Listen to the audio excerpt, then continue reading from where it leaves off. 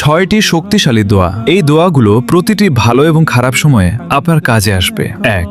ভয় ও দুশ্চিন্তার জন্য দোয়া। হাসবুনাল্লাহু ওয়া নি'মাল ওয়াকিল। এটি হযরত ইব্রাহিম আলাইহিস সালামের দোয়া। যখন তাকে আগুনে নিক্ষেপ করা হচ্ছিল তখন তিনি এই দোয়া পড়েছিলেন, আল্লাহ তাকে রক্ষা করেছিলেন। 2. শক্তির জন্য দোয়া। লা ইলাহা ইল্লা আনতা সুবহানাক ইন্নী কুনতু মিনাজ জালিমিন। যখনই আপনি কোনো বিপদে পড়বেন এই দোয়া আপনাকে অন্ধকার থেকে আলোয় নিয়ে আসতে পারে। 3. জ্ঞান বৃদ্ধির জন্য দোয়া। রব্বি জিদনি ইলমা। 4. যে কোনো কিছু পাওয়ার দোয়া।